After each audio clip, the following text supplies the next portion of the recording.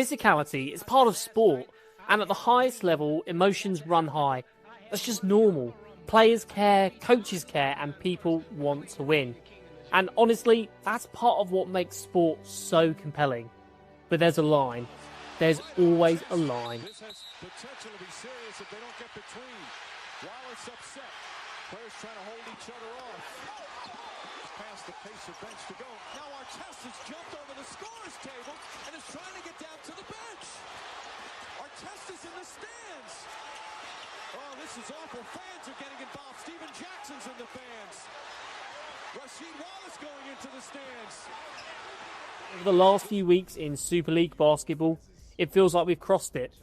Not just once, but multiple times. And when that starts to happen consistently, you have to stop and ask, what's really going on here?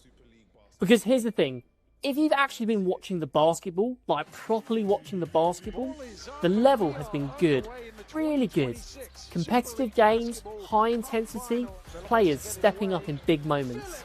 This should be a period where we're talking about performances, about rivalries developing in the right way ahead of the playoffs, and about the growth of the league. But instead, the conversation has shifted, and it's shifted away from the game itself to everything that's happening around it. Take the SLB Cup. London Lions versus Manchester Basketball. This is the exact kind of fixture you want in the AO Arena, right in the middle of Manchester. Big teams, big expectations, real competitiveness and rivalry between two big cities in the UK. And within that game, the London Lions are building something. They're battling back and they're putting together an insane third quarter comeback. Momentum is shifting. Cam McGusty is going wild. There's energy in the game and it's genuinely gripping. But at the last moment in the fourth quarter, we have a bench clearing scuffle and everything changes because now that's the headline. Titles from two, the sweep is on for London. They talk their talk and they walk their walk. Oh, and there's a bit of a fight to go on here. Jones and McGusty get involved, the bench is clear. There's going to be disqualifications here at the end of the final. Everybody who's come off the bench is going to be disqualified. It's benches at both sides. Well, we said there was some bad blood coming in, and there is some bad blood here at the end of the final. I didn't quite see what started it off. The referee's trying to gain control, and Jones not the comeback, not the execution, not the quality. The focus moves. Then you look at Manchester a few weeks later. They're in a hugely strong position this season. They're competing at the very top end of the table in the SLB. And in another key moment, the focus shifts away from the game. You can see it building possession by possession. There's frustration with the officiating, conversations with referees are getting longer, more animated, more emotional, until eventually it tips over and the head coach is ejected. And Coach Otten has lost it, completely lost it. He's come all the way onto the court. I'm not sure what that was about. That seemed a clean bucket, but completely lost his mind there. And he will have to go. I would assume there's going to be a sanction right now. Coach Clark, you've coached at the highest level, internationally, in Europe with the women's team, going back in this country for a long, long time. And you have to keep your head, whatever the situation. I can't understand why Coach is still in the gym. I would 100% agree a lot with his frustration, because we've expressed some concerns and some issues about, but he's going to go. He's been ejected. Yeah, but this is exactly what we spoke about, Coach. And look, Matt's in there, Harbin and his assistant. And again, we're not talking about basketball anymore. We're talking about everything around it. And then this weekend, the London Lions versus Cheshire Phoenix. And this one for me is probably the most frustrating because of what it should have been. This is a moment where the London Lions were securing a fourth straight regular season championship. 4 in a row. That's never been done. That's dominance. That's the kind of thing that leagues should be celebrating, promoting, building narratives around. And instead, once again, the focus shifts. A scuffle, this time involving a player and a cameraman. And once again, the basketball itself takes a back seat and we're left talking about the story outside of the court. Now, individually, you might be able to explain any one of these. Emotions run high, big games, pressure, that's sport.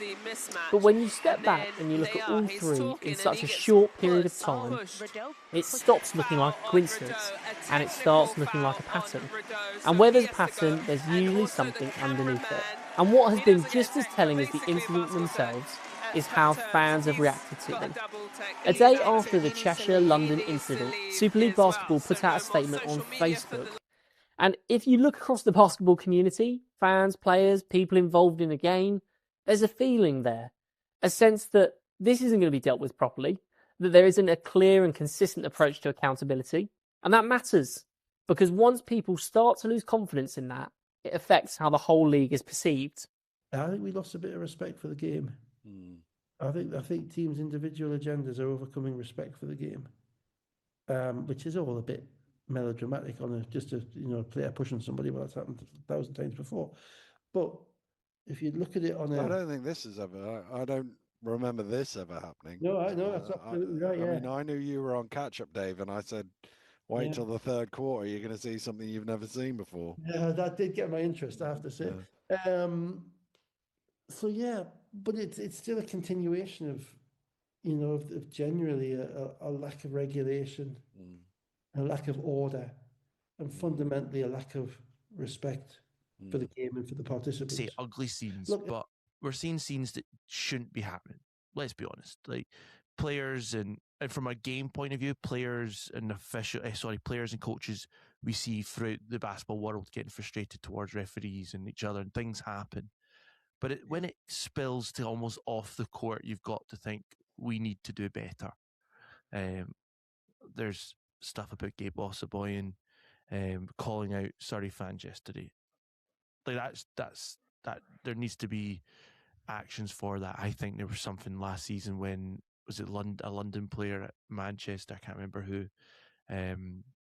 Or 2 seasons ago, something happened.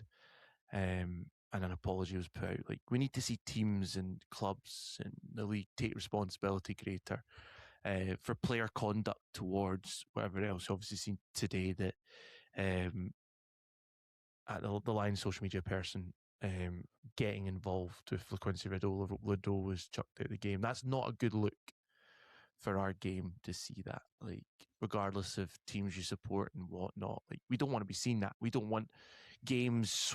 And you've got to ask, why does that perception exist? And for me, this is where it gets more structural.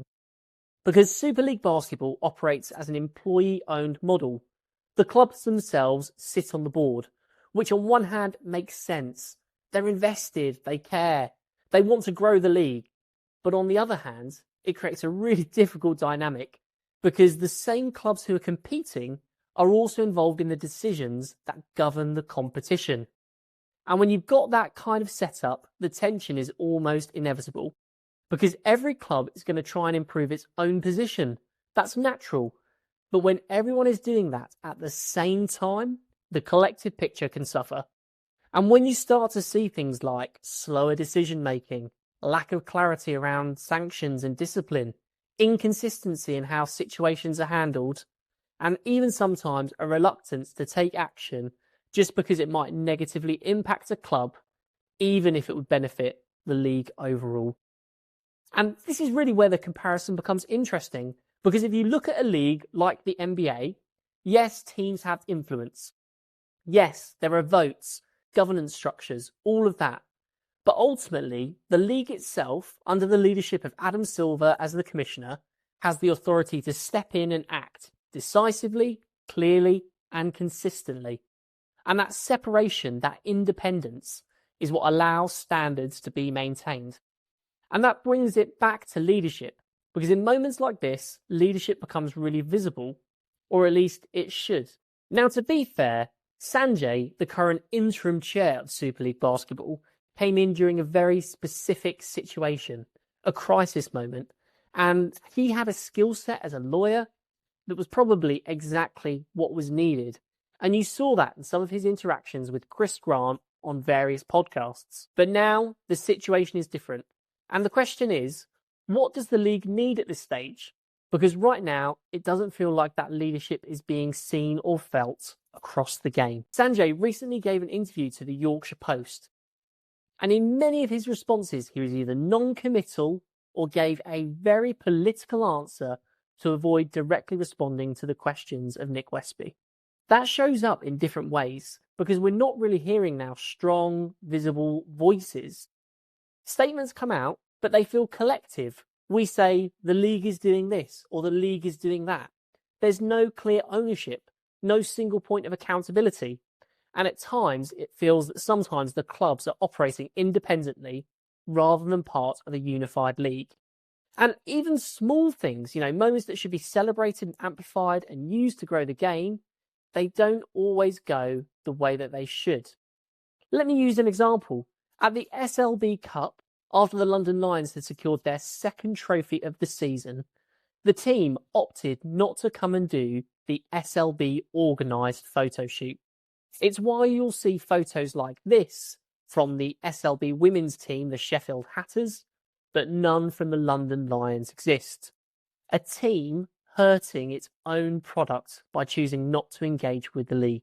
Over time, it's going to impact the product and the brand of Super League basketball. But this is an opportunity because moments like this, they force reflection and they expose where things aren't quite working. And that can be uncomfortable, but it's also useful because it creates a chance to reset and to put the right structures in place, to clarify leadership, to define standards properly, and to protect what actually has been really strong, which is the basketball itself. Because that part, that's in a good place. But the question is, who steps forward now to make sure that everything around it matches that level? There's an opportunity here to really invest in independent infrastructure in Super League basketball and to put in place somebody, either Sanjay stepping into that role and removing the interim tag, or to find someone who's going to be the more active voice and the figurehead as a commissioner for Super League basketball. Comment below if you think an SLB commissioner would help in situations like this.